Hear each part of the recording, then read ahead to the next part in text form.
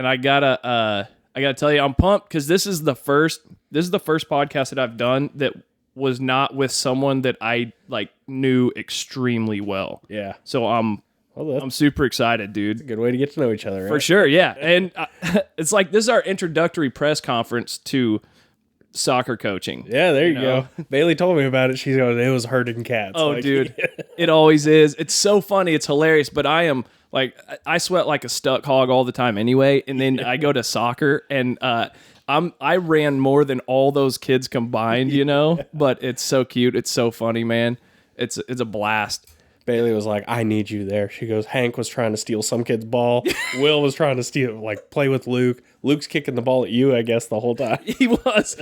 And dude, he took two different kids. Actually, one of them was Charlotte, my daughter. He got a hold of hers, and we're like 20 yards away working on a different drill, you know, and everybody needed their ball. And she looks over and she's like, all she could focus on was that Hank had her ball. And she was so distraught, you know. So then Bailey ran over and grabbed it, and Hank was just livid, dude. He's going through a phase right now. Yeah, it's rough. Like, dude, how old is he? He turns 2 in June. 2 in June. Yeah. Okay, I think it'll for us. Our youngest dude, she was tough. Yeah, she was tough until probably 18 months. You mean like tough, like throwing fits and just throwing inconsolable stuff? Okay, yes, that's Hank. Yeah, Will, perfect. Yeah, that's how Charlotte was too. Oh man, we love Charlotte.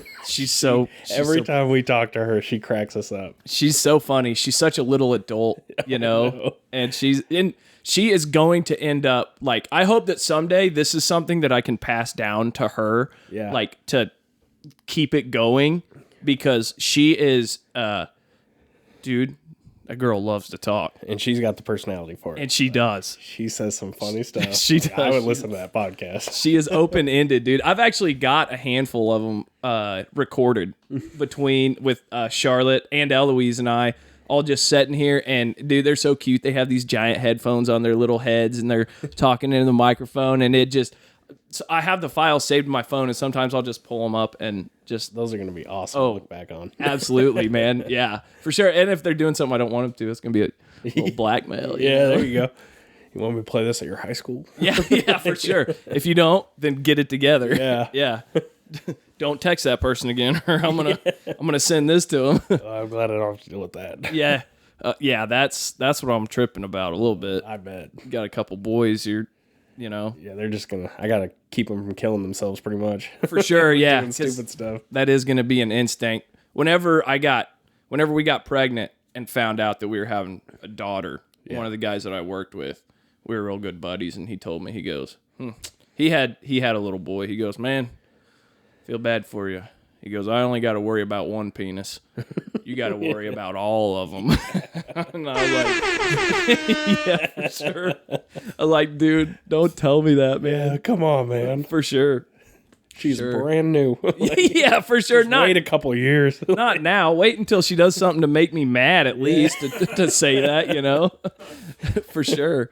But, dude, so I just want to, I love talking to interesting people. I love learning. I listen to a lot of podcasts where I end up learning a lot from those people, and it's, you know, not even somebody that I know, and I'm into it. So I got to thinking, I'm like, I need to just do that here, you know. And whenever we were putting together a list of interesting people, you came up, and I was like, hey, appreciate it. I'd love to learn more about this guy, what he does, you know, what makes him tick, and, you know, kind of start from where you were, you know, maybe where you were born, where you grew up, a little bit of history of like what makes you, you know what I mean? Yeah. And don't hesitate to just like take the reins and run, you know, because this isn't about me. This is, you know, we want to learn about you. Wow. And I think the people listening too, I'm sure they have an ass full of me already. So, you know, I guarantee you they're digging to hear from somebody else. Well, yeah. So, I mean, to get started off, I was born in California, Bakersfield. I don't know if you ever heard of that place, but Oh yeah, I've heard of. yeah, I've heard of Bakersfield. It was in Castaway with Tom Hanks. He had the porta potty and he read it and goes, Bakersfield. Yeah. Yeah, so big Okay. shout out there. Nice, dude. Claim to fame. Yeah. Yeah. So it's like, hey, on the map, you know? For sure. Yeah. We moved from there because my grandparents were originally from here, I guess. And we went to visit them. My parents fell in love with it. Area we were in is getting pretty rough. Like, Right. I don't want to get all political, but it was just getting, like, San Francisco. not San Francisco. It was just getting over, like, you have a third world mentality in a first world civilized society. You now, to steal to survive is no longer needed, but you're still doing it. So Right. we had to move. I'm with you. Okay. Yeah, so we moved to Missouri and then went to Pleasant Hope. I don't know if you guys heard of that. Pleasant school. Hope. Yeah. Yeah. I'll be honest. We called it Pleasant Dope growing Pleasant Dope, really? Yeah. I believe it. Like, up. Sorry, no offense, bro. man, we had a town crackhead named Tedlock, and he planted plastic ficuses in the front yard, and so they never died. Headlock. Tedlock he drives a hearse with a giant marijuana leaf on it, and I'm pretty sure it's been on that WTF Springfield page. Is it white, like pearl white? No, it's black. Okay. And he drives a hearse everywhere. I don't even think he should be driving because he is fried 24/7. Right. Yeah. So that's Pleasant Hope. That should tell you where I came from. For sure. Yeah. So I went to college and wasn't for me. Like, Yeah. I was a straight DC student and went to college and didn't even take it serious. I maybe made it a semester. And I remember it was funny because the advisor called me into her office and she goes, you're failing college. I was like, yeah, I know. Yeah. And she's just like, you're not going to make it in life if you don't go to college. And I'm like, well, I joined the Air Force. And she goes, I guess we're done here. Yeah. I guess so. I mean, Yeah. well, screw you too kind of thing. For sure. What were you studying in college? I did physical therapy and I didn't realize how much school that took. So, you have a DC student, you go to college for a very difficult career field. I'm like, You've got like kinesiology and Oh all my these God. crazy. Yeah. well, it gets better because I went 3 days and I'm like, F this, I'm out. Yeah. And then so I'm like, I'll do athletic training. Didn't realize athletic training is a watered down physical therapist. You still take all the classes, but get quarter of the pay. Oh my gosh, dude. So my next 3 days, I'm like, F this. Yeah. Yeah. So I did exercise science, which I guess is a PE teacher with a degree. Yeah. And so I'm like, this is more my speed. And then I just got bored of it and Yeah. couldn't sit there. Joined the Air Force. I became MP or Security Forces. Okay. Awesome. Yeah. Well, I was supposed to go for pararescue. I really wanted to be pararescue. Didn't realize how hard it was going to be, but I just wanted to do it. And I failed out with depth perception and all that crap. Yeah. So the guy did the classic recruiter move and he slid me the brochure and he goes, do you want to do some cool stuff? And it was these guys rappelling off buildings and driving like Humvees and had 240s. I'm like, this is the job. For sure. And I remember I get on the bus and I go to basic and they were screaming at you and they yell at you, what's your MOS? What's your job? Right. Security Forces. And the recruiter started, or the MTI or drill sergeant started busting up laughing. He goes, good luck. I'm like, Nice and encouraging. like, great. So I get out, I go to, and I get into the little office or this big conference room and they make you put down the places you want to go. Right. It's like, okay, there's a silver lining. I'll go to Germany and Belgium and all this. And then they start calling out assignments. They're like, you're going to Whiteman, which is 2 hours north. No kidding. And you were probably like, dude, I'd love to see the world a little bit. Oh, and they're that's like, my whole goal. for sure. And they sent me to Whiteman. That's hilarious. Okay, there's B-2s, there's nukes. They stuck me in a guard tower for 14 hours a day by myself. Oh my gosh. And my buddy at work is like, that's why you're messed up in the head. He goes, Yeah. they put you alone for too long. Dude, you were in solitary for Yes. forever, They man. gave you an office. So I was where all the like weapons were stored. So you couldn't have your phone. Right. Couldn't have books. All you had was an office chair and a window and an AM/FM radio that only picked up like the local pop station, which at the time it was Taylor Swift and Blank Space. Yeah. I hear that song and it's like Vietnam flashbacks. Make you sick? Yeah, dude. I can't do it. That Jason Derulo song, that bum bum bum, that one. Get ugly. Yeah, that's one? it. Can't do that one. Yeah. There's Sorry to even say it. Jason Derulo. Yeah, that's the first thing that popped into my mind. Yes, and so I was like, I need out of here. I put in to go to Korea, and they sent me to Osan. and that was amazing. Like, Okay. Yeah. I thought we were in Seoul. We went to the DMV. We went all over, like getting to see other cultures and just seeing how the world works, Right. other than America, because it is That's awesome. dramatically different. I've got a buddy that he's in the Army, and he went into intelligence in the Army, and went on a couple deployments, different places, and then went to Korea. Oh yeah, And he was like, I don't think I ever want to leave. He ended up meeting his wife there, that he's married, and I'm pretty sure they live there now. Because he was like, gosh, good for him. this is awesome, you know? I don't know if I mean, he might get invaded. I don't know if I'd want to live there. Well, yeah, true. But it was a great place. Food was super cheap, and Yeah. it was a fun place to be, but Yeah. for a short while. Because I mean, America's awesome. Like, For sure, yeah. I missed it. So You want the vacations. You want to get there and experience it and yeah, get back. A year was enough. A year Yeah. was long enough. So I came back. They sent me down to. Got super lucky. They sent me to Florida, Hurlburt Field in Oh, Destin. nice. Okay. Oh my! It was a paradise. I was like, I could be a cop here forever. And because like Air Force security forces, I mean, you do as much as you want, and Right. it was so I've always done what's called asset security. I always just guarded stuff, planes, equipment, Right. weapons, and then there's the law enforcement side. So I've done it my whole career was asset security. Went to do law enforcement, and I'm like a E4 senior airman at this point. They see me as a leader of people. They gave me troops, and I'm like, I'm not ready for this kind Right. of thing. Then they're like, you need to go out there and write tickets. And it's like that point where I'm so far along in my career, I shouldn't be asking how to write tickets. And so I just faked my way through it. Dude, yeah. Hey, fake it till you make it. Exactly. Dude. That's right. And finally I got busted because I tried to write a ticket and it was a god awful. There's lines through it and stuff. And I even told the guy I gave it to, I'm like, hey man, this isn't going to carry any weight, so just keep going. Were these tickets on like military bases? Yeah, it was. So I don't want to trash security forces because they do a great job. Right. Yeah. Yeah. But the way I saw it was we were Paul Blart of a military base. Like we had little segues, like, and our tickets carried no weight. If they got away from trying to punish military members and more enforcing on keeping people out and keeping people safe, Right. that'd be great. But For sure. Yeah. it just seems like it got a toxic environment where I was at because Yeah. they just wanted to get people in trouble. Like, For sure. And I was going to say, you do not strike me as that guy at all. But for a lot of people, like, dude, why do you go work for Midwest Security or like the mall security or whatever? Yeah. Dude, it's because you got a little bit of like probably a little short man syndrome. And like, you know, Yeah. I don't know for sure. I'm just guessing that they're like, that's right. See this? I'll make your day hell, boy. I'm the man. Yeah, I'm the man. We wore SF on our shoulders, and people would go up and be like, yeah, this stands for Special Forces. I'm like, oh, we're special, all right. Yeah, yeah.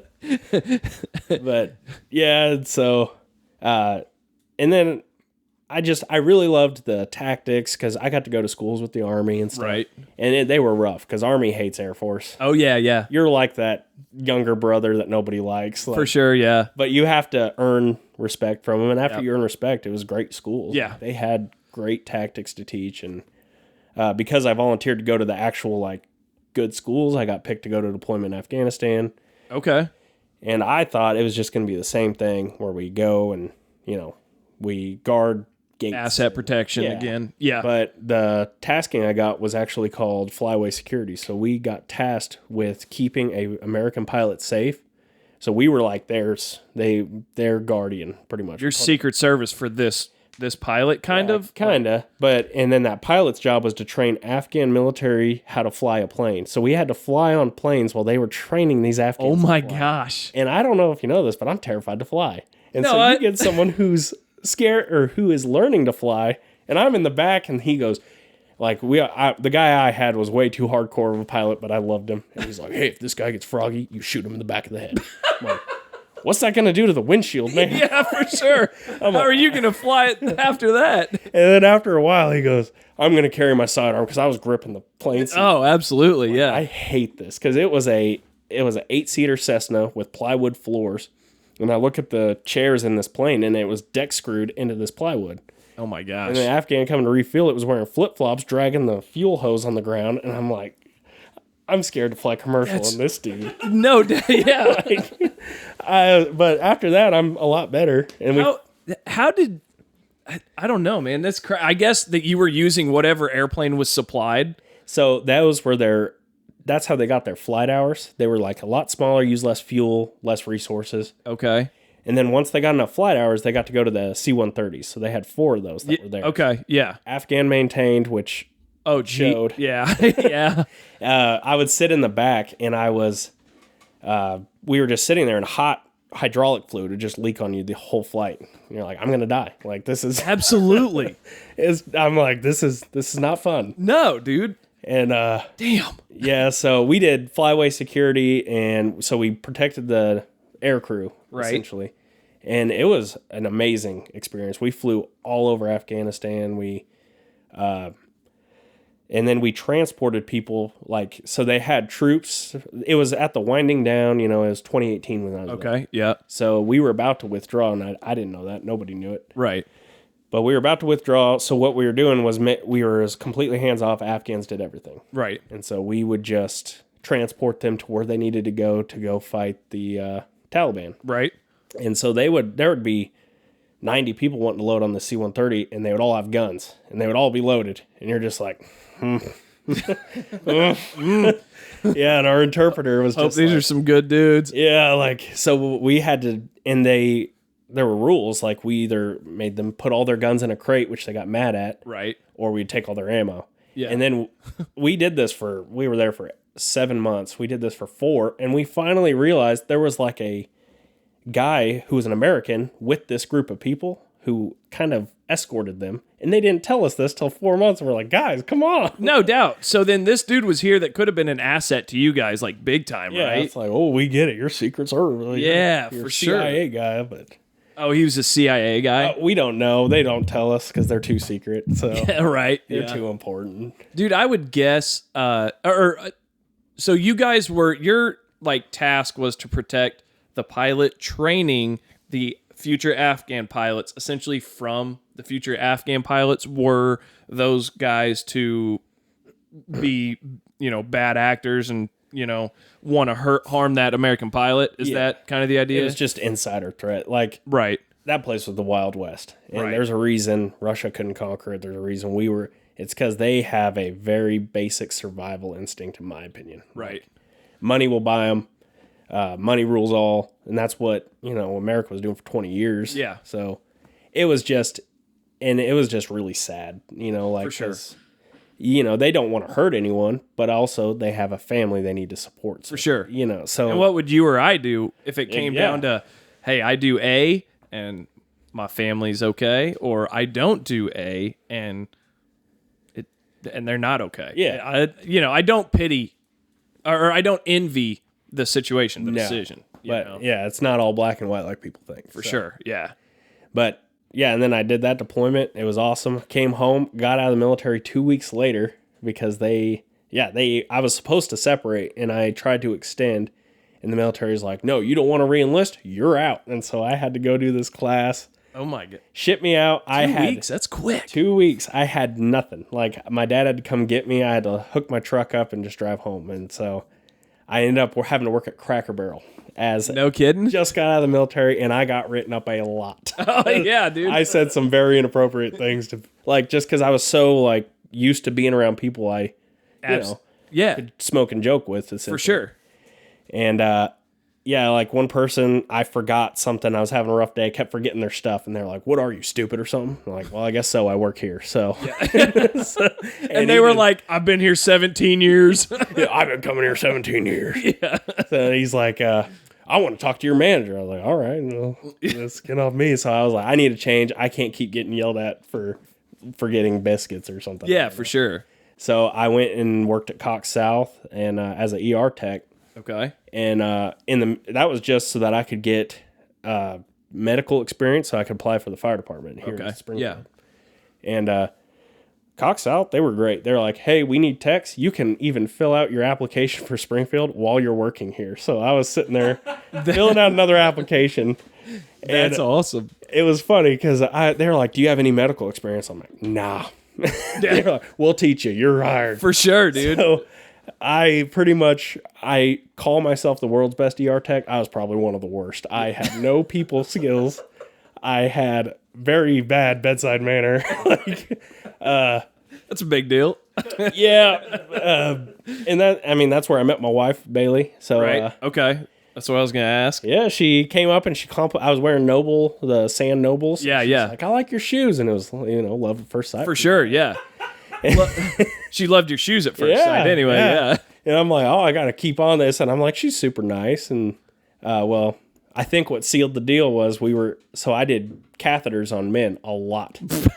Hell yeah. That was the weirdest part of that job is like, it's Get the in only thing there, I dude. could do because there was one spot to go. Right. And so I had to do male catheters, and there was this homeless guy. He was coming off of something, and he was in there yelling at Bailey. And, it just sent a fire in me because he's like cussing Bailey out, and Bailey's very calm, level-headed. Right. Yes, sir. Yes, sir. And then Bailey's like, sir, he's going to have to put a catheter in. He goes, F this mother effer. He probably just wants to grab my dick. And then it just sent a fire in me. And I'm like, yes, sir. And I can't wait to grab yours. And Bailey goes, what the? And this guy just went off like, you mother effing, like cussing me out, calling me everything he could think of. For Just sure, dude. That's how I got out of a lot of fights was I would just threaten to do something sexually to the guy. Something gay and Something they're gay. gonna They were back, like, hey, whoa. this was my saying, dude. Threaten something gay, they're gonna back away. Yeah. You know what I'm saying? And it works. For sure. That's Because hilarious. chances are, if they're wanting to fight you, they have little man syndrome, and they're very scared of being gay. So if For sure. you threaten them to be gay. That's they're- a great point, dude. You're like, hey, look. All right, I'm gonna kiss you after I beat your ass. Yeah. You want to fight me naked? Yeah, for sure. We can fight, but I don't fight with clothes on. No. It's the pleat of the pants. That's why he wears no bulls. Yeah, that's exactly right. Just kidding. Shout out to No Bull. So, down the road, I get hired with Springfield, end up leaving. Me and Bailey are dating, and then, Springfield was amazing because they hire if you have, I had no fire experience whatsoever.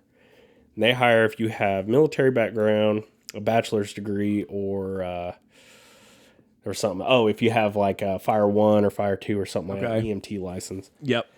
And so they give you 6 months, and they give you everything you need in that 6 months. And I thought firefighting is just putting water on fire and you're done kind of thing. Yeah. And it is a very technical job. Like, I was blown away because they have fire science, Firefighter 1, Firefighter 2, fire science, fire behavior, fire instructor. There's all this stuff. For sure.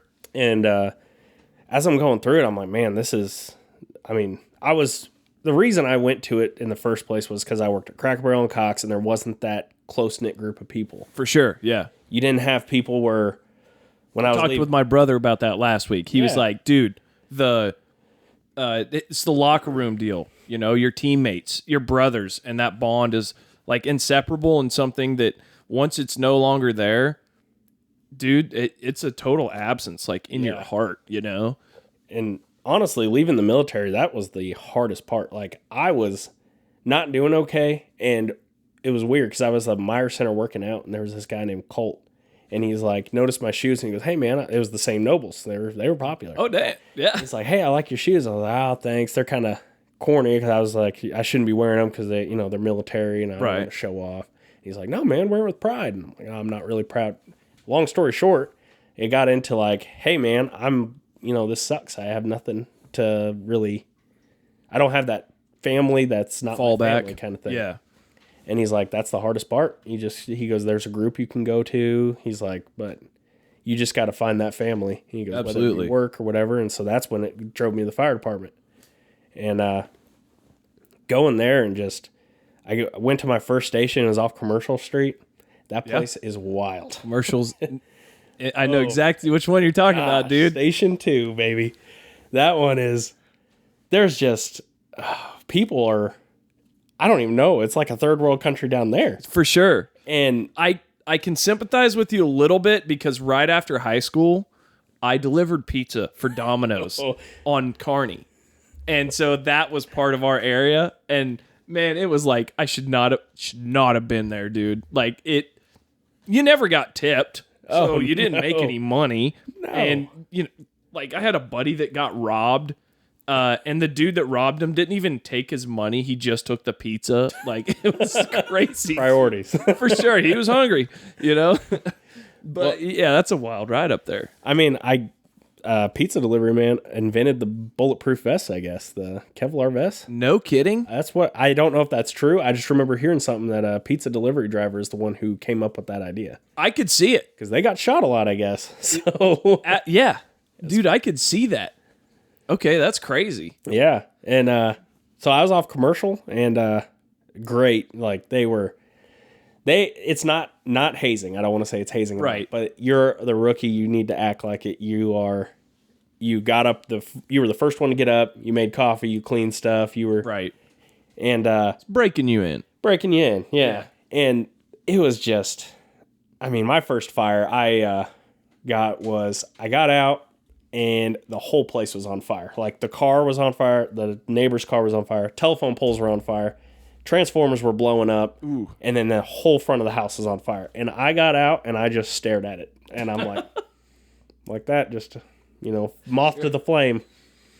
And my captain came up and he's like, get the in there. Yeah. And so I was like, oh shit, I got to do something. Yeah. So I put my gloves on. I started spraying it. And after he came up to me, he goes, hey, that's your Gray Spirit's first one.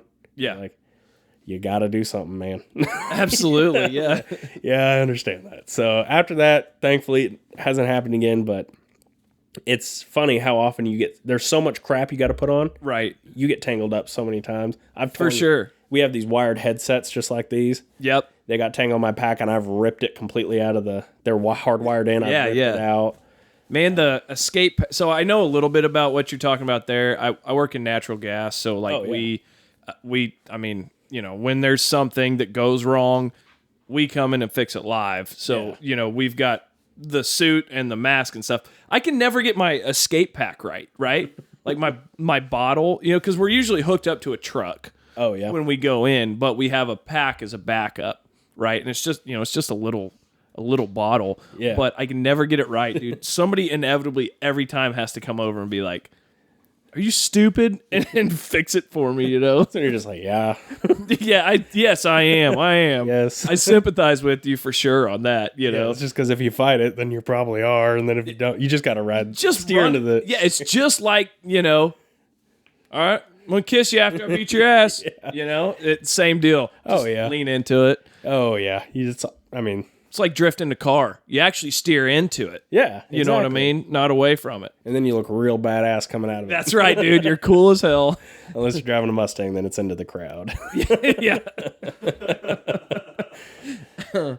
But, yeah. And then I went so after they give you like 4 or 5 months, it was right when COVID hit. And so I was there for 6-7 months, and then they sent me to Station 8, which is off Scenic and Sunshine.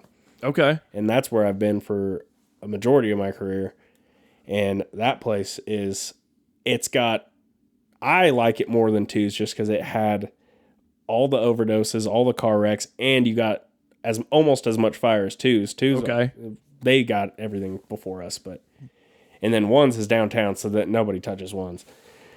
But, does one have a smaller, I guess, like square miles wise, do they have a smaller district because they're downtown and there's maybe a more dense population there, or how's it based? So it's kind of off of response times. Okay. So even though it's not really about the area, it's just because to get our accreditation rating, we have to have like within 5 minutes response. That's not totally accurate, but it's close enough. Yeah. And we have to be able to get there in 5 minutes because it takes like 2 minutes for dispatcher to dispatch us. We have a minute to be on the truck and out.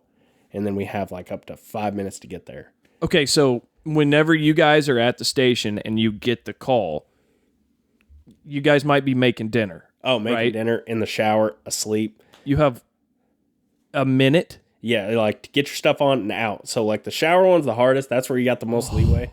Because you're running and trying to put socks on when your feet are wet is the worst. Dude. You just got to power through it. And I've torn socks just trying to get them on. For sure. Have you ever just gone, all right, I'm not doing... Well, you need your socks because that's another layer of FR resistance, I'm sure, right? Well, you can't get your boots off either. Like you try to put those boots on with wet feet, they're stuck forever. True. Yeah, that's a good point. It's best to have socks. Yeah. But when it's really hot, like I'll either switch into shorts or I try to go into my underwear under those bunker pants because when it's like 90 degrees, it is rough. Like you're going to a burning house, it's already hot. For sure. Yeah. Yeah. What weight are your suits? So with all the equipment, you're probably 80 pounds Okay. heavier. And Okay. But then when you start carrying like your axe and irons, well, the irons is your Halligan and your axe married up. Right. Your roof hook, which is that solid metal pole with a hook on the end. Yep. You have pike poles, which are fiberglass. Like all that stuff is you got to carry. So our rule is you come off with a tool, and that's one thing too. Is like when you get on scene, everybody knows what they're doing, and it's like a puzzle because you're having to listen to what everyone else is doing, and then hear what you're doing. Like you need to know everyone's job. Absolutely. You also need to know like. So it's just a constantly evolving scene, and you have to be able to adapt. And it's like adapt fast. For sure. And it's fun, honestly. It's the adrenaline of solving an aggressive problem, and you solve it with aggression, so that's even better. For sure, yeah. Man, these north side houses, it's more fun because I'm on the south side now. Yep.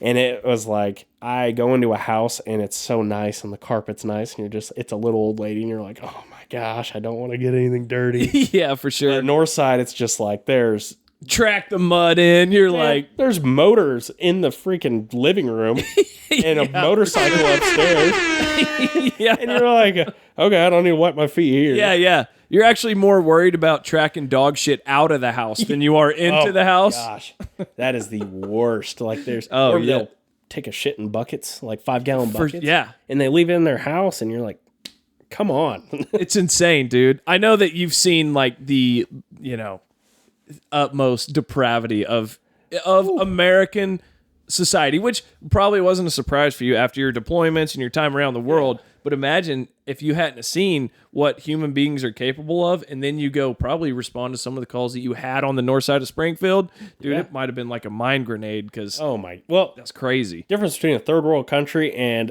a first world country with poor people is the poor people are richer than like 90% of the world to begin with. I guess that's true, yeah. We have all these resources and all this stuff.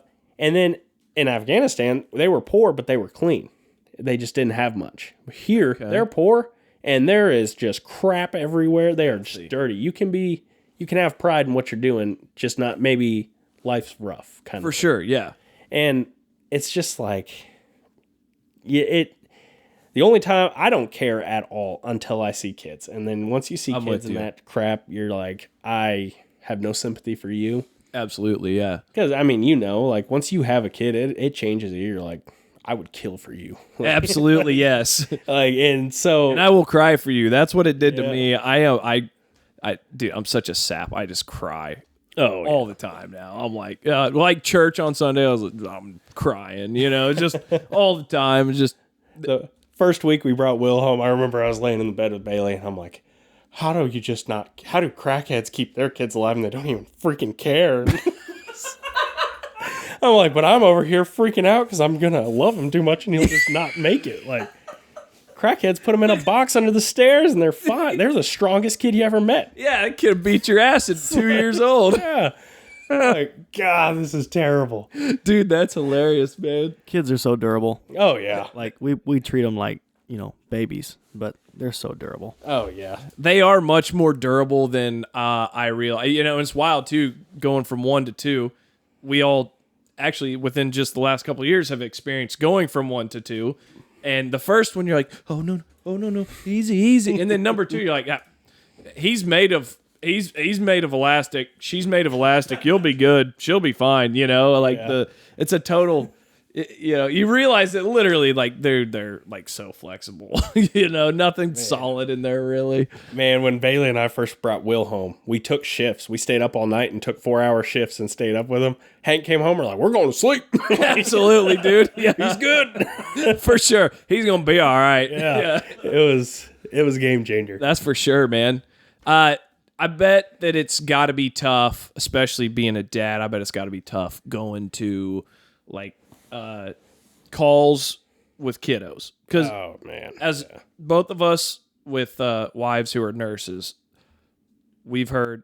I mean, when your wife is crying, coming home from work, like, what's it usually? It's a kid. Yeah. For sure. Every time. Yeah.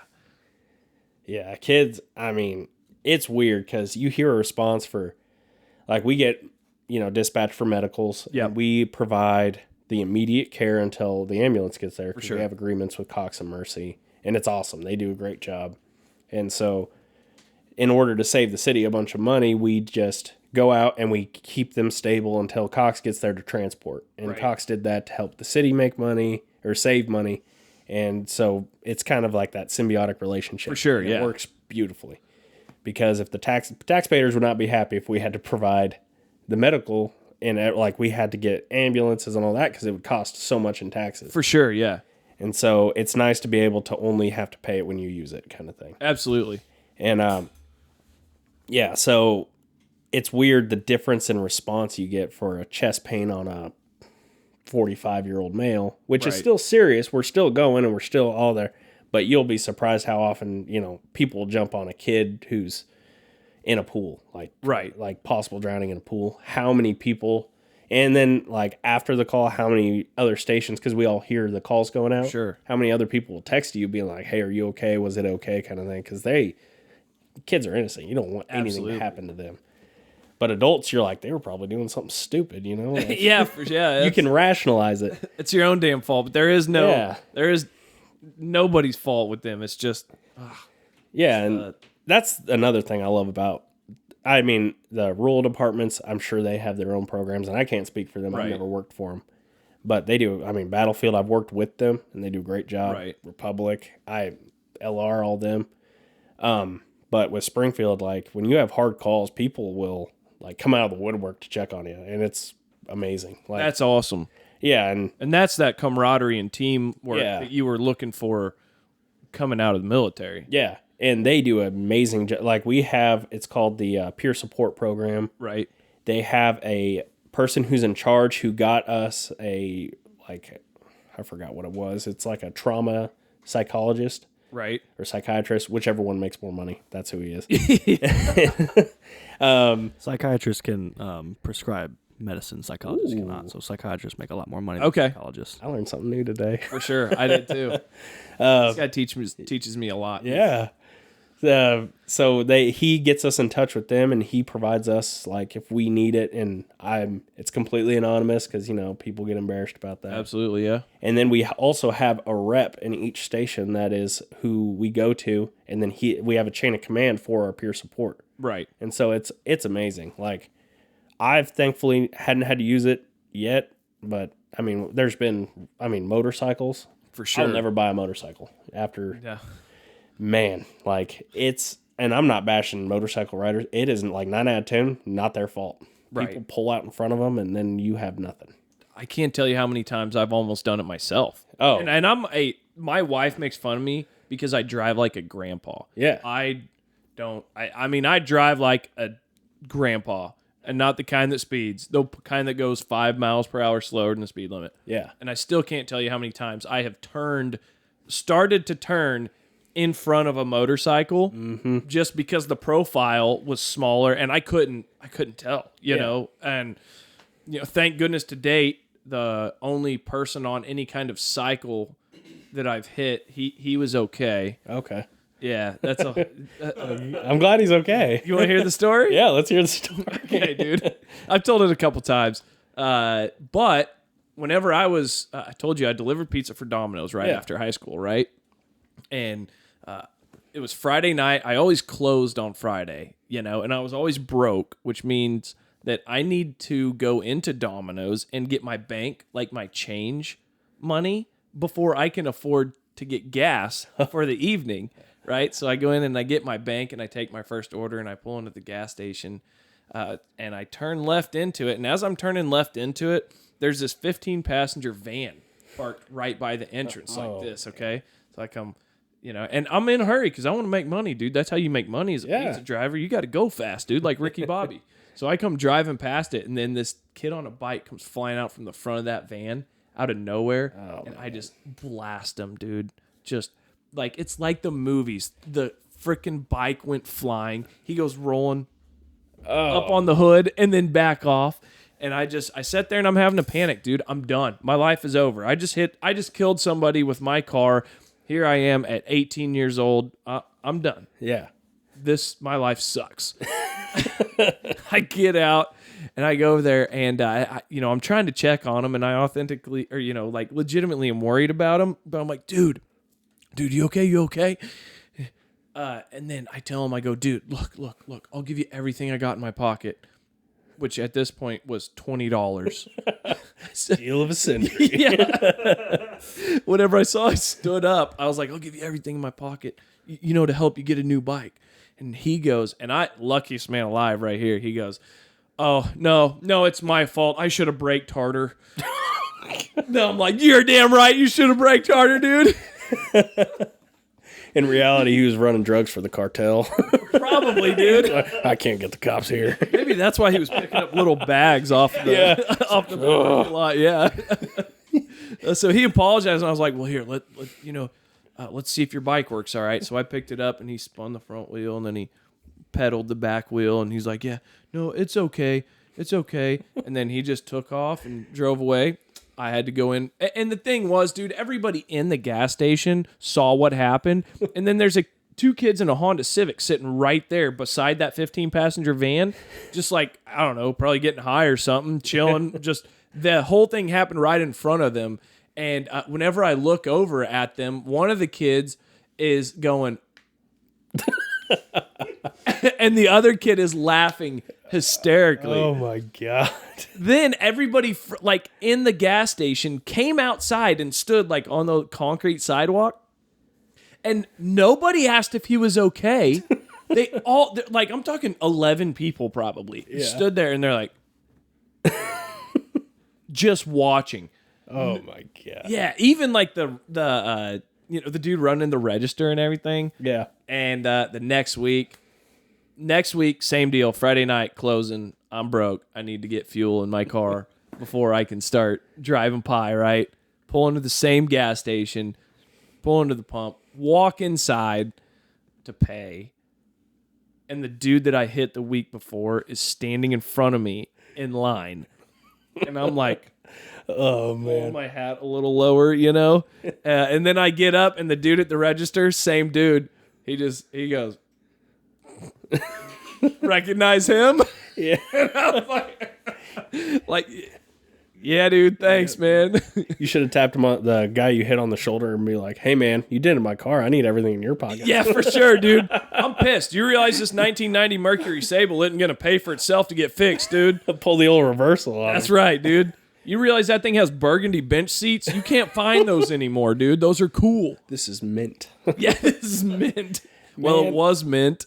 You'd be surprised. That's my biggest pet peeve is how, there's a car wreck and we're there. How many people just want to watch? They line up on the street. Yeah. You're like, what are you doing? Go get a life. For sure, yeah. And, so my worst car wreck I've ever been on was a guy.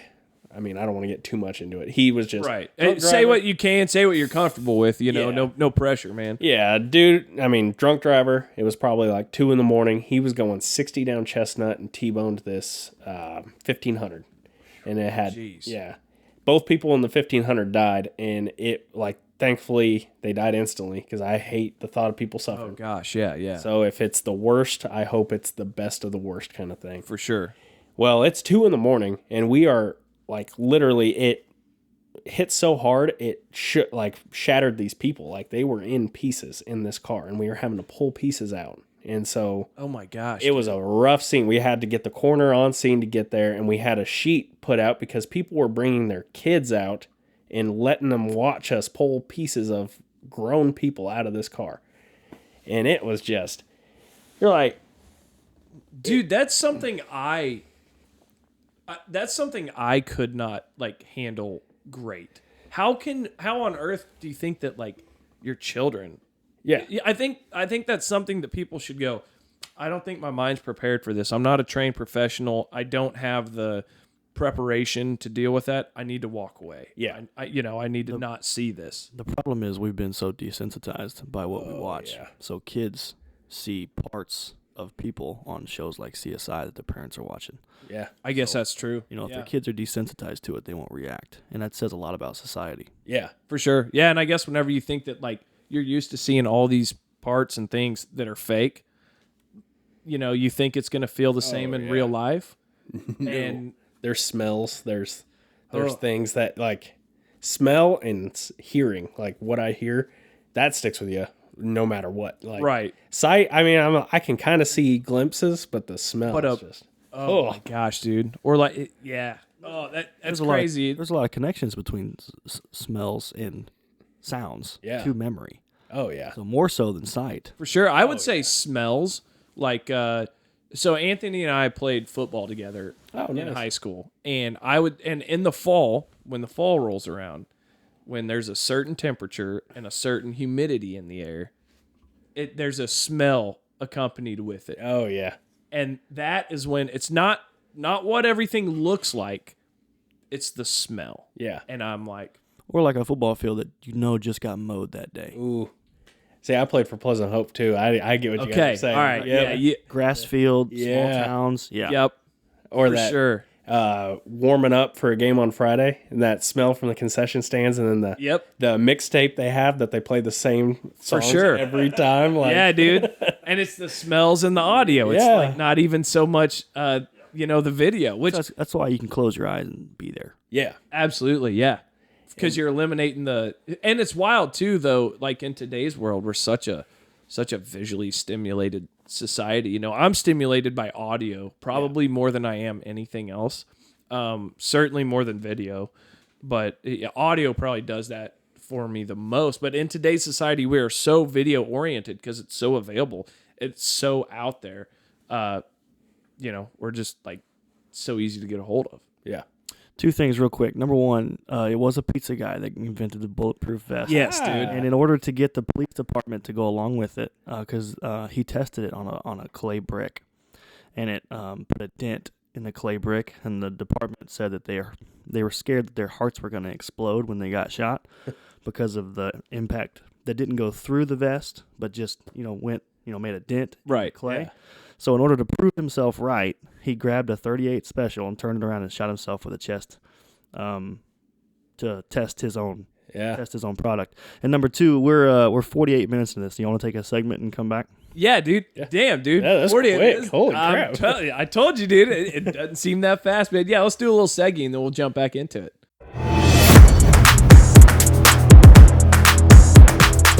Picked up on what you were all about, what you were digging, Yeah. right? Because this is your jam. This is your stuff, right? Chris Ledoux. I like Ronnie Millsap. Man. I mean, I could always say George Strait. Everyone knows George Strait. Yeah, so absolutely. I like to go a little bit, but A little more obscure. Yeah. A little bit more. Okay. Good deal. So coming back into it, like with this next segment. So I'm doing this. My podcast or our podcast that we've had has been called Purvcast, right? My last name's Purvis. Purvcast. My nickname in high school. He has called me Perv 2 million times, as all my teammates did in high school, right? So it was like, dude. that's the obvious path. Like, For that's sure. what you have to do. You got to. And there have been some funny reactions too, where people are like, that obviously don't know how to spell. Like, they're like, what? You named it what? And you're like, yeah, no, you're dumb, dude. It's Which my is last. all of our homeschool friends. Listen, Yeah, yeah, for sure. Oh, yeah, we're both homeschooled. Are you? So, yeah, Wow. yeah. explains a lot, doesn't it? Yeah, for You sure. guys have a football team. Crazy story, dude. Well, all right. Here's the thing. Essentially, my mom and dad, in association with a handful of other families in the state of Missouri, started homeschooling. Really? Like, basically kicked it off. I have siblings that are like, pushing 50. So, like, a long time ago, they started the homeschooling deal, and then at one point, my dad with another guy decided to start a homeschool football team. And we built the program, and eventually, actually, in a short amount of time, we got to the point where Anthony and I won 3 national championships Oh my together gosh, in Florida. that's amazing. And our program continues to grow. They have hundreds of athletes, hundreds of families in the homeschool program Yeah, now, and they're actually building their own sports complex now too, That's which is amazing. so cool. Yeah. Different sports. I mean, it started out with football, just because I think Coach Sloan and Coach Purvis wanted a place for their kids to play, learn the sport because Right. they both played in college, but also a competitive environment that they could see kids go to college with. And I think the Chargers take a lot of pride I knew it was in the Chargers, having, man. Yeah. They were good. Yeah. Like, having. We dudes- might have played against each other. We definitely played against them in baseball. At Evangel baseball. camp. But I'm guys saying like smoked I'm us saying in in baseball. camps. I'm saying Yes. in camps we probably played against in Yeah. 7-on-7s, but sending guys to the next level. I think that is the staple of any program. Right. Is Yeah. do you have guys and girls that are playing that program, playing through that program, who are going to the next level, not just because they're talented, but because they're well coached. Yeah, For sure. And I think we had a lot of guys that went to the next level because they were well coached. that's awesome. Yeah. man. Point is, it took some awesome people building something Yeah. for the homeschool sports. But I mean, if you're homeschooled, whatever you want to do, man, like especially in Southwest Missouri, the community is massive. It's huge. It's definitely growing now, for sure. Yeah. especially with uncertainty in schools with Yeah. everything going on. Yeah. It's just more and more popular. So For sure. Yeah, like my dad and our coach, Coach Lone, like they were like, yeah, I want to control my child's education. I want to have input on it. Yeah. Know what's happening within their education, but I gotta play. They gotta play football. Oh, so yeah. here's the team, and then it was like, went from there. that's awesome. What was the toughest part about your transition? How old were you when you came from California to Missouri? I was 8 turning 9, so I was going into 4th grade.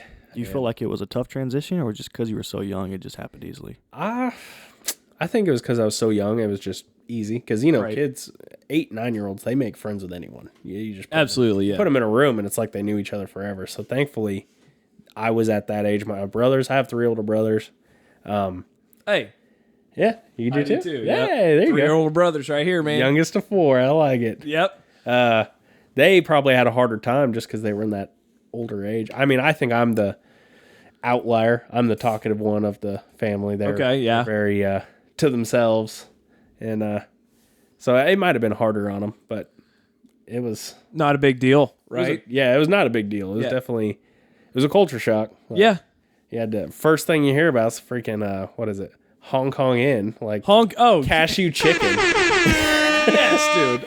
I'm so in. You're like, oh my god! Like the way they talked about it, you're like, this is the greatest thing ever. Okay, let's go eat it. For sure, yeah. You're like, this is chicken nuggets and gravy. What the hell is this? That's a great point, dude. You're right. Someone took chicken nuggets and cashews and just Yeah. they're like, this is the best thing ever. For sure. Dude, it is like, dude, Southwest Missouri is legit, but You're like, okay. like place is chicken beautiful. nuggets and gravy. That's our thing, dude. Like, this place is absolutely beautiful, but these people are losing their minds over this. So, yeah, I never got on that one. Whoever started it came to Springfield and was like, yeah, these people will eat it. Yeah. Yeah, for sure. That's a Chinese government plant. Yeah, for sure, dude. They started sending out the Chinese government started buying articles in like the Springfield News Leader talking about how big of a deal nationally the cashew chicken was, and then they put it out all over the world. Allegedly. Allegedly. This is it. Yeah. This will be it. And the CCP will be sending explosives to our homes tomorrow. Oh, man. That's crazy. So I got a couple questions. Yeah. We usually do the Purvcast, which is kind of just a straight BS podcast. But I've got to think like it's we're shooting the breeze. We're having fun. Yeah. You know what I mean? And but like I told you, dude, I like to learn. I like to hear things. And what I named kind of this new rendition of the podcast was Q&E. Mm-hmm. Right? So you got to forgive me. I don't have a great memory, so I jotted down like some questions Yeah. that I want to run through, and just, you know, wherever these questions go. But these were a few things that I thought might be interesting to the people that are listening. And I'm gonna start with, dude, what is the best part about being a firefighter? Ooh, might be tough, right? That is tough, man. And if at any point you need to go, skip. Oh man, We can move. Well, this is a good one because there's so many. For sure. Man, the best part. I mean, the best for me, and it's gonna sound so cliche or whatever you want to say, but it's definitely the people. Like, Yeah. one of my best friends on the department. I mean, the guys I've grown the closest with were prior military. For sure. And the guy who's probably one of my best friends, he was an Army Ranger, so he was the big He's guy. a bad dude. And Yeah. I was security forces, so I mess with him all the time because he gives me crap because he's like, oh, Air Force. And the one thing I learned about being in the Air Force is it's so easy to piss off other branches if you say, because I was security forces, I protected people. Right. Like, well, you may be a sheepdog, but who guards the mother effing sheepdogs? And it drives them crazy. They're like, "Oh, you little butt!" Like they'll call me everything. Yeah, for sure. Yeah, and then I'll just be like, Yeah, for sure. And then so I do that. And then whenever he's like, "You want to fight?" You're like, "Yeah, but I'm gonna kiss you after." Yeah, I love him to death, but he takes so awesome. much crap from me because he's For like, sure. He doesn't even brag about being an Army Ranger. He's one of those guys who's just like, yeah, I mean, I went through this, and this, and then if you were in the military, you put two together, and you're like, that's Ranger school. For sure. Yeah. Yeah. He's like, yeah, if you want to put a name on it, Right. And Yeah. I was like, so once I found out he's a Ranger, I constantly be like, oh, what'd you guard? Yosemite? Were you deployed? Yellowstone? Like. And it drives him insane. And he invited me to his house with a bunch of his Ranger buddies, and I just had a field day. I went to each and every one, and I found out who was really cool and who had probably some demons and wanted to fight. Yeah, for sure, dude. So I love him. My captain now, he's getting ready to leave me. He was actually a Navy SEAL. He was Okay. a Legacy SEAL. So I do the same thing to him. Yeah. It's even more fun because SEALs are top of the top. Like, For sure. Yeah. Yeah. he'd be like, you may be a sheepdog, but who guards them? It's like, SEAL Team 6 ain't got nothing on For sure, dude. So it sounds to me like the teamwork and camaraderie of, essentially like a much more serious experience, but similar to what you get in a high school sports team or a college sports team, where it's like, we're fighting for the same goal. Yeah. And I got your back, you got my back. I trust you, you trust me, and it's like, send it, dude. Yeah. My second favorite thing is like you get paid to destroy, and it's fun. Like Right. cars. So I don't know if you know this, but the second we take our jaws alive or scissors to a car, it's totaled, and so you get to go ham on that. Oh, that'd be awesome. You want us, if you're in a wreck and you're like, I don't want them to try to fix this car, we're going to cut it for you. If you're For sure, yeah. I'll cut the crap out of that for you. And it's so much fun. Have you had an instance where I've thought about this so many times? That'd be so badass. Have you had an instance where you used the jaws of life to save someone's life yet? So, because your career is still kind of young, like for, I guess, for firefighting as compared to like when you'll retire. Yeah. But like, have you had that experience? I mean, yes and no. I've mostly, I guess you don't. body recovery is what I've mostly. Okay. Yeah. But we have what's called a heavy rescue in the city. Okay. And those guys come to we call them P-traps, person trap, or house fires. They go to everything. And they're a specialized team of rescue guys whose whole job it is to get that car open quickly, safely. Okay. So if there's a person trapped, they are fast. Those guys are good. So Okay. pretty much by the time we get everything set up, they're already there, and we always make fun of them because they'll come in and go hut, hut, hut, hut, hut, and take the glory. yeah, But for sure. it's just because they're that good at it. So really, It's like a running back that just pounded the rock down the field, and then all of a sudden the quarterback does a QB sneak. Yep. It's like, I got the touchdown. Yeah, but no, really, it was totally his doing. That's what I'm going to tell them. But for sure. They are great at their job, and they are so fast. So it's like I really hadn't got the chance to because they are just on it. Yeah, so I didn't even realize you guys have a specialty division for a lot of those instances, Yeah. which is cool. Yeah, we have a water rescue team. We have a hazmat team. I'm on the water rescue team. And honestly, I get paid to swim. Like, it's fun. It's scary. I mean, Ooh, yeah. Because so all these neighboring outlier departments, we used to go and assist them, but now they built up their own teams. And Right. that's where the scariest stuff happened, because rivers and For sure. there's all those roads that go down and they'll be like floods when it rains. Well, Yep. people don't. They think 2 inches, but it's really deeper. And For sure. so, I mean, that is just fun. It's just good Yeah. tactics. You get to drive boats on Table Rock or Fellows. Oh, that Yeah, we go out to Fellows and drive boats all the time. next time you got next time you're working on something, I'll sneak a crappie rod in my There you backpack. go. We'll go out and catch us a couple fish. Get some muskies, troll. Yeah, dude, for sure. Yeah, I've always heard that's the Muskie Stud Lake. Oh yeah, apparently the state record's there, or national Yeah. record. I don't know which one it is. I think but it is the state record was Yeah. caught there, and it's like, I don't know, I can't catch I don't anything. catch anything here. Yeah, for So- sure. I wonder if someone went to an aquarium and just were like, "I caught it." Yeah, for sure. Or there's one fish in there, and Yeah, it's it's just state one- record muskie. Somehow he found it. Yeah, for sure, man. Oh, that's awesome. So so that's best part, right? Oh yeah. Couple deals there. How about worst part? Ooh.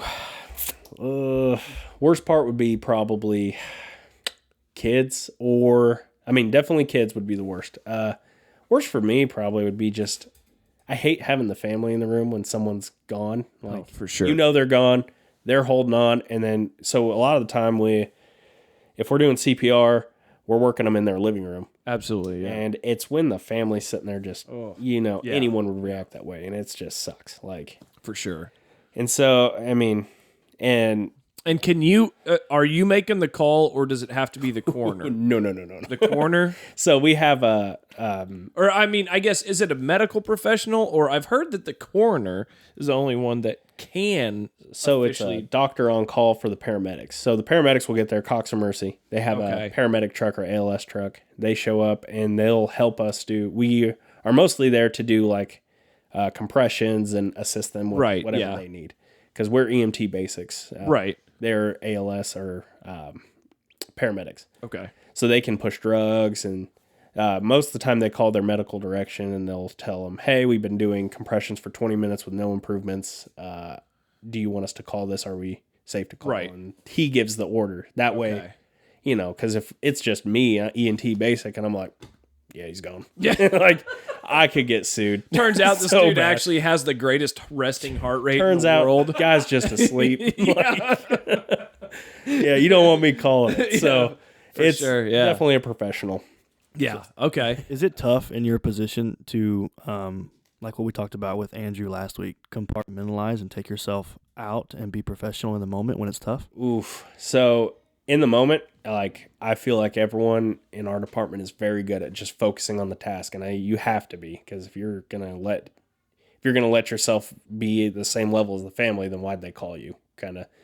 So, and then afterwards, like, the hardest for me is when I can sit, like when I go home or when I'm leaving, and I can sit there and be like, well, they died because of X, Y, and Z, and I would never do that, so I'm okay, kind of thing. Right. Car wrecks are the hardest for me, because literally it's some idiot who you can't control T-bone this family. Not your fault. Yeah. And so that one, I'm like, oh my, how do I prevent this? Like, I can't learn from this. I can watch, but this dude's flying 90 down a country road and you can't see him. Like, it's just, so yeah, that one's the hardest for me, especially having kids and a family. Oh, yeah. And so you just kind of have to be like, if it's my time, that's exactly the case of it's my time, and I have to accept that. Like, if you are afraid of it, you're gonna not have a good time. You need to find a different job, because that's all you see. Like, people aren't calling you because it's a good day and they want to see you. Right. Yeah. Yeah. There was actually, when I was preparing for this, I pulled up an article of firefighter stereotypes. Yeah. And one of them was getting the cat out of the tree. Oh, we never do that. And everyone always that's- asks, did you save a cat? It's like, how often do you see a dead cat in a tree? Like, Well, you never do, because you guys are always saving them. oh, that's it. Like, kids always ask that. We go to schools and do like Yeah. Fire Safety Month. It's a great program. We teach them all about how to get out of a house, what to do, try not to hide, because that's the Right. big thing. Kids will hide when they're scared, so they go under their beds and stuff. We teach them to be invisible. It's a great program. But they always ask, "You guys save any cats?" And we're like, "No." That's crazy. Like, because all the little picture books and everything always has, like the Little People books, which we have all of them. You know, they're fun books, but it always has like the ladder truck. Yep. And somebody up there pulling the cat out of the tree. I'm You gonna know, spend like $10,000 to go get this cat. yeah, for sure, dude. That's the most expensive. Taxpayer money. I'm gonna go. We'll burn this for you. Yeah, for sure, dude. Actually, ladder truck. Bringing that up, this was one thing I was curious. How high will ladder truck reach? So we have two different types in Springfield. We have we call them a tower and a ladder. Okay. Tower, I believe, tower is 100 feet, is from wheels to bucket, I believe. I mean, someone probably who's a firefighter is like, no, it's 104. Yeah. It's like, listen, I don't care. Yeah. It's 100 feet to me. I'm rounding down. But yeah, we have 100 feet on the towers, and then the ladders are about 75. And it's amazing the technology they have. We have a remote control for our ladders, so we can sit under them, and literally we have a joystick, and it just moves it for us, and That's insane. it's amazing. I don't care if you're 75 or 100. I'm tripping balls because I see, like, unlike you, I'm cool with flying. I love flying. I think that's cool. However, heights, like, I'm so high in an airplane. Yeah. But I'm cool. But on a ladder, when I'm 8 feet up, I'm tripping balls. Yeah, 100 feet, there's a quiver in you. You're like, Absolutely.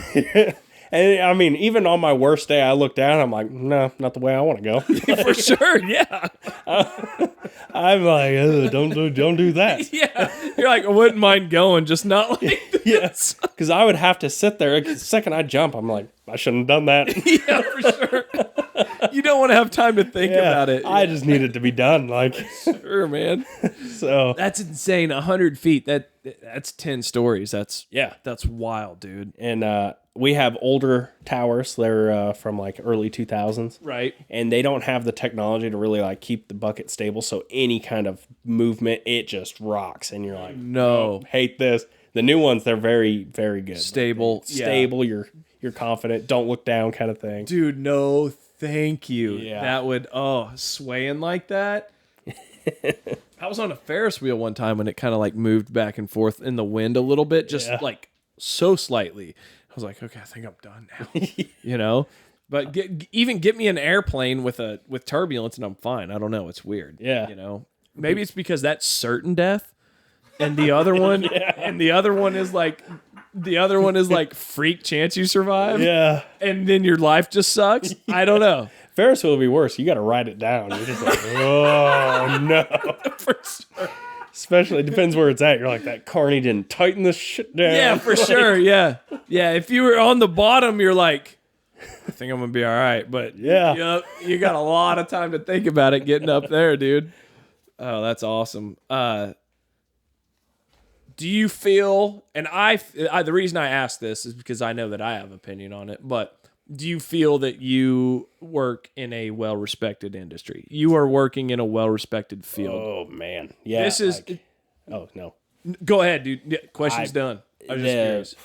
It's amazing how many times people thank us, and it's like, you don't realize how I get paid to do something that is fun. Like, this is... Right. I don't want this to sound bad, but it's like, I enjoy helping people. Yeah. But at the end of the day, it's like, I wouldn't do this if I didn't enjoy it myself. And For sure. this is the most fun job to come to. Like, you get to, it's a puzzle you constantly get to figure out. Yeah. And like, yeah, I think it's a highly, like, people just, even, I mean, going up on scene, we go with PD a lot, cops and stuff. For sure. And man, I would not want to be a cop ever. This country treats cops like Michael Vick treats dogs. Like, just not good. That's a damn good point, dude. Like, and then they're good people. Like, it's, like, a couple guys screw it up. But every time we show up, they're screaming at the cops. And then they'll see us and be like, I'll talk to you. You're cool. I'm like, Yeah. you know me. Like, Yeah, for sure. it's like, great. All right. Did you shoot this guy? Like, For sure, yeah. gonna help this cop out kind of thing. Yeah, I did, but this guy's being a tool. But this cop's being a tool. No. And yeah, there's always bad A. Like, but as far as being respected, I feel like people, we're there to help. So are cops. They're always there to help. But a lot, like, cops have to enforce the laws. For sure. We just get to be there to help. So For it sure. sucks that you're getting shot at. Who do you want? A firefighter? Like, we don't have guns. Right, yeah. I'm sitting in my truck. Like, Got a hose. yeah, I got a hose, but you just spray them, I guess. But Yeah, that I was curious about that because I thought, like that can be a big part. It's not that can be a big part. That is a massive part for careers and jobs. Like, Oh, yeah. is appreciation, respect, and the way that you're viewed yeah, on what you do, and I asked the question. I've always, and I get to work with fire departments, in pretty close proximity, pretty frequently, and I always love them. I'm always so happy to have them there. When they ask me, they go, "Hey, do you still need us here?" I always say yes, because I feel a lot better. Like if the situation isn't completely safe, when you say yes, they're just like, shit. every time I can see their face. I can see their face go from behind their sunglasses, and it's like, Just want to go back to the station. yeah, I know, dude. You're like, you understand? I have burritos in the oven. I legit want to go home. Yeah, for sure, dude. But I love them. So I thought that was I thought that was a applicable question. Oh, yeah. So next, I asked you a second ago on the ladder trucks. Mm-hmm. So you guys have pump trucks where you're hauling water with you, right? They're tanker trucks in case you're in a place where there is no hydrant. So, Springfield actually doesn't have any tankers. All the ladders, ladder has 300 gallons. I believe a fire engine has about 5. Okay. We don't have any tankers because we determined that we always have a dedicated water source within the city. You do, because that's code that Yeah, it's everywhere. exactly. Yeah. Okay. And so I'm very grateful to have that. For sure. These rural departments, they have to drive those tankers on these narrow country roads, and they're top heavy. For sure. Some of these departments they don't have the money. They're working on grants from other things, so they don't have the newer tankers with baffles in them. Right. So the water will push them down the road. Like there's 1,000 gallons in those things. For sure. It's just a scary place to be, and Yeah. to do that, good like volunteer guys.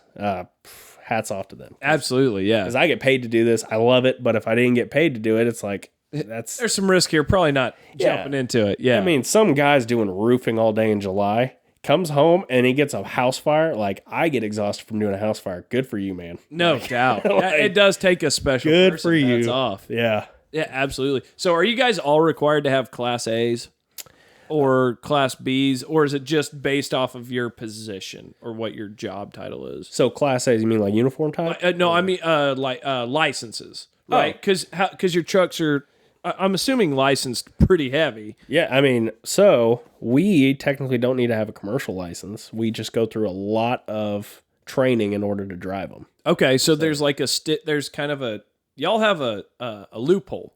Yeah, kind of. Kind of. Yeah, and so we go through a driver operator course. We go through a pumper and an aerial. Okay. And then when we get to our stations, we're not allowed to drive. We have to do it with supervision from a captain. Yep. And they'll start us out in a parking lot. And that Navy SEAL captain I told you about, loved him to death. He had me do 2 laps in a parking lot in a ladder truck. And then he goes, "Feel good?"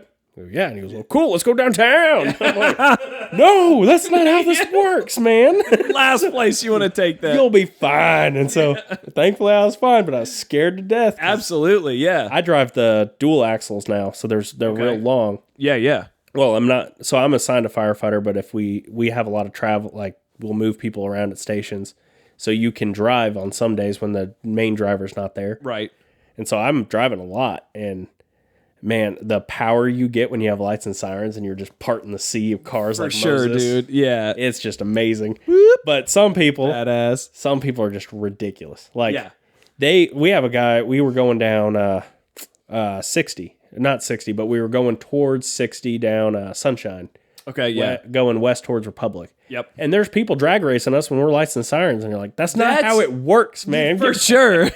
Yeah, shut your ass down and get away. Like, and then they look at us and they just raise their hands at us, and you're like, yeah, we're in the wrong. Yeah, for sure. My bad, dude. Sorry. Fun. Didn't realize you were getting somewhere too. Oh, that's insane. Okay, so that's cool. I just nice you don't have to haul that water like oh yeah, all over the place. I've got just a couple more, and then we'll call it quits. Hey, we don't have to. I've got it's fun, dude. I never want to quit. Yeah. How about scariest situation you found yourself in as a firefighter so far? Scariest. Man, so whether it be your concern for the person that you were called to take care of, or concern for your own health and well-being, like, So thankfully we have, my scariest is kind of a funny thing, but that was my next question. Yeah, so I mean, I have great funny moments. So I figured you probably scariest and funniest kind of, well, not funniest, but scary and funny go hand in hand because you got to laugh about it. But absolutely, yeah. Thankfully, I have our leadership's very good at identifying fire. It's fire behavior. Right. So when they see it's not safe to go in a house, when smoke is pretty much covering the whole door and it's pushing out, you don't go in there because it's about to it's called a flashover. Okay. And it's when the smoke is technically unburnt fuel. So heat breaks down wood or whatever material, right, and it turns it into a gas. And in order for it has to burn that gas. So that process, pyrolysis is what it's called. Pretty yeah. Everyone learned a new word today. For sure, yeah. I like that. I just liked it because I would go home to Bailey and be like, "Did you know pyrolysis?"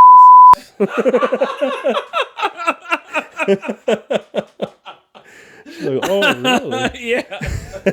Is a bad word? No. Sorry. Too tempting. That's hilarious. Go ahead. So it's that, that flashover. So they don't let us go, or a roof's about to cave in. We're very good as a whole of identifying an unsafe situation, right, putting people in it. So the scariest for me was we were in a hotel. We got called because of a fire alarm or a activated sprinkler in one room. The alarm company called us at the station. They went over the intercom and hey, false alarm, return. We're like, cool. So we go back doing our thing. 5 minutes later, they call again, and they're like, hey, there's actual sprinkler going off. So we're like, okay. We went there. Front desk, it was like nothing happened. We were just, hey, you got a sprinkler going off? And the girl's like, we do. And so we went and we turned our sprinklers off. There was just a waterfall coming down from the second floor. We went down the hallway. We go up there. We find the room. Knock on it, and there's a guy inside, and he goes, help! Help! The deadbolt's done. And we're like, oh, man. So my captain's like, break that door down. So I'm trying to I'm bashing this door in. And I'm hitting it with all I got. And then all of a sudden the guy goes, he's got a gun. And I'm like, whoa. I'm like, Cap. And he was interviewing the neighbor of that room. And he goes, what? I go, he said someone's in there with a gun. He goes, oh, man, we got to go. So we went into the end of the hallway. We called the cops there. Cops show up. And they break the door open, and I'm like, man, I hope this is something, because if I got the cops here for nothing, and I just hear the cop go, oh, shit. And he goes, like, okay, we're good. They don't think I'm overreacting. Right, yeah. We go in there, and there's a mattress, and that they usually have an office chair or something. It was up against the door, and there is blood everywhere. Oh, damn. This guy was alone, and he took, I don't know what he grabbed, but he repeatedly stabbed himself in the head. And broke through his skull, and so it's spraying out. In the head? In the head. He was on something and going to town and got it. And so we had to patch him up and haul him out. And we're going, and the cop's interviewing us. And I just told the cop, he goes, you got to give your name and stuff. Yeah. And I go, they just are going to flip those mattresses, right? Yeah, for sure, dude. And the cop just looks at me and goes, man. Way to ruin hotels for me, homie. Yeah. So now when I stay in a hotel, I'm just like, this was the room. Do you do this? You go,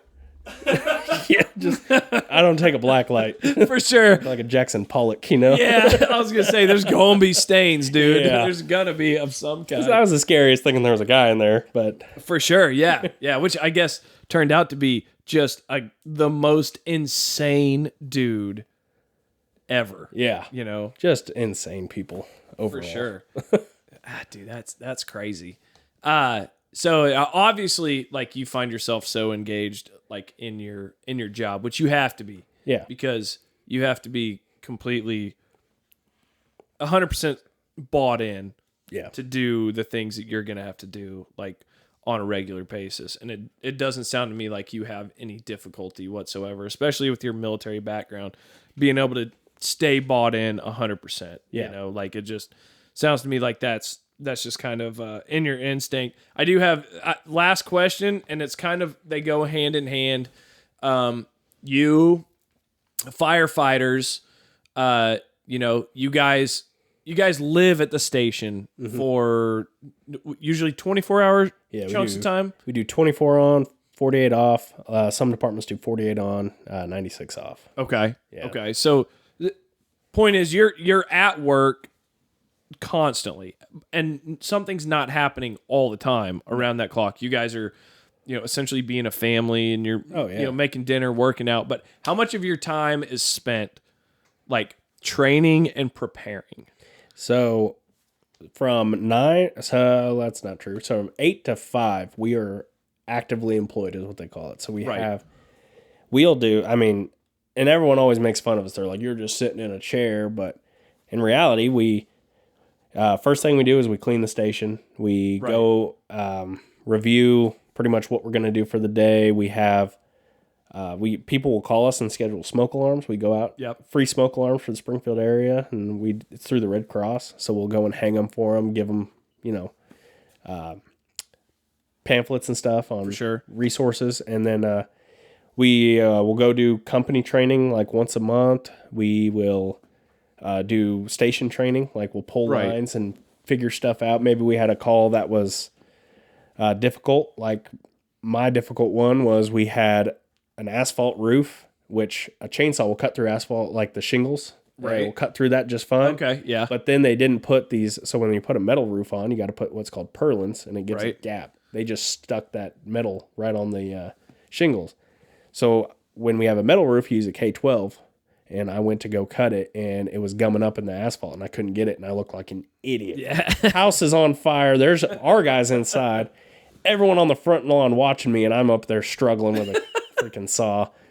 It was like 2 degrees, and they're spraying the roof, and there's ice everywhere. But yeah, well, it's pretty great. Like, and then we'll do we call them pub eds. So we'll go out and we educate kids, or we go to schools and watch fire drills happen, and we critique the fire drills, because sometimes they'll do weird stuff, like, or they don't even do them. So we'd be like, hey, fire code says you have to do this. Absolutely, yeah. And we do occupational assessment. We call them OAs, occupation assessment. We go into business around the Springfield area. Yeah. And we aren't doing an inspection. We just walk around and be like, hey, where's your electrical panel? Where's your gas utilities? If this place is on fire at 2 a.m, who could we call in order to not destroy your property? We're trying to save them money. For sure, yeah. So we just kind of go through, and we're actively employed from 8 to 5. And so after 5, time's ours. We get to do whatever we want. And then you cook at like 11 or so, but okay, cooking's the worst part. Cook at 11? Yeah. So we cook, like PM, you mean? Like, no, like 11 a.m.'s lunch, and then 5 is dinner. Oh, okay. Okay. I'm with you. Which, yeah. For me, when I was brand new, cooking was the most stressful part. Why? Because you've got all these people you're trying to feed? Yeah. And it's got to be good? And there's old men who are they just are particular about everything. They want it perfect. They want a 5-star meal, and I made chicken and rice my whole life. I don't know how to cook, and then they expect me to be a gourmet chef. And then you're bottom bitch when you start out, and you have to cook, I'm guessing. Yes, all the time. And then you just got to learn how to do it. And they're like, this is garbage. And be like, well, you asked for it. Yeah, for sure, man. And so you don't want to disappoint them, but man. And then we had some dude we hired probably 2 years ago. He worked at Civil Kitchen.